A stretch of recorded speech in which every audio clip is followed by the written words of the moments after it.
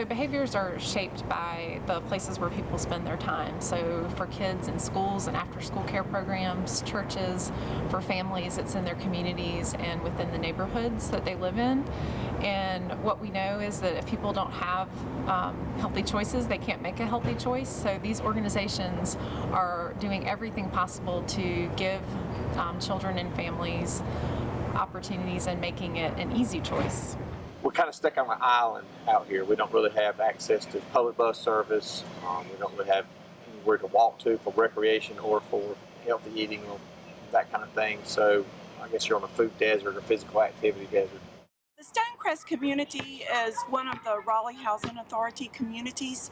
It has apartment buildings, most of which are occupied by people who were considered in need of subsidy for their housing.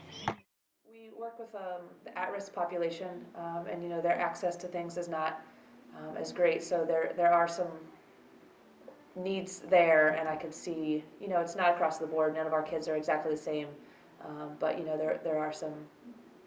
We've definitely seen it here, and we've seen part of the problem, so we want to help them.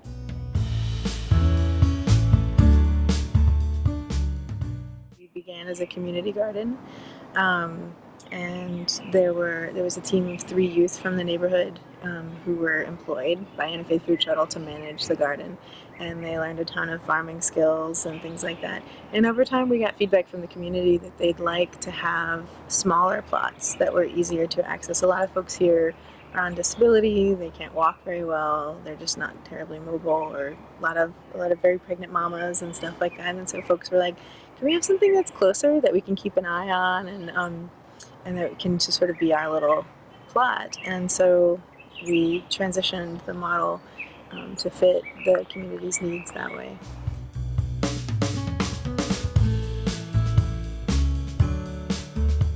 We've been working this year through the grant to try and provide, educate them on games that they can play with small pieces of equipment like a basketball. Because there are several things that have really worked out well, but I think the basketball court has ended up being a really good thing, because almost every time I'm up here, even in the daytime, somebody's using the basketball court. It's just constantly in use, and it's people in the community coming in to use it.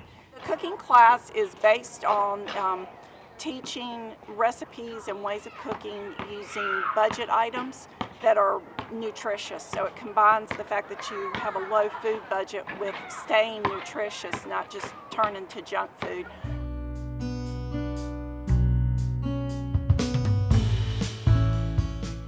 We have done a lot with the Age Pass grant. We've developed and implemented policies to make the agency as a whole focus on health and fitness.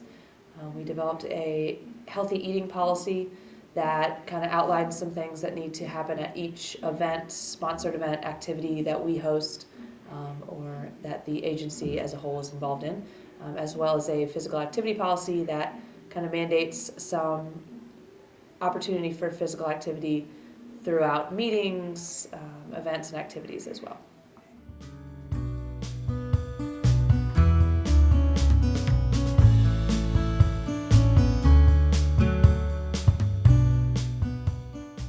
I've worked with Parks and Recs for almost 9 years, and we didn't really have anything out at the Zebulon Community Park when it first started. I mean, there was nothing out there, just the baseball fields and a playground. So I mean, that's a huge increase. I think we've seen a lot more people utilizing it, and I think there just was a need for that. I mean, you go to Raleigh and there's tons of places to go for a walk and stuff, but here there was no place to walk other than just in town, like on the main street and stuff like that. So this has given families an opportunity for a place to take their kids to go for an evening walk and not have to worry about traffic.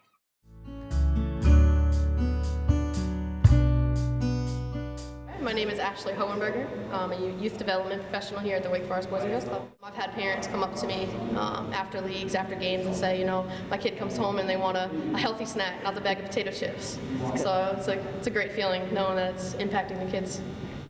When I was at home, I'd probably be eating some chips or just popcorn, and now whenever I'm at home, I actually think about what I'm going to eat before I actually start shoving stuff in my mouth.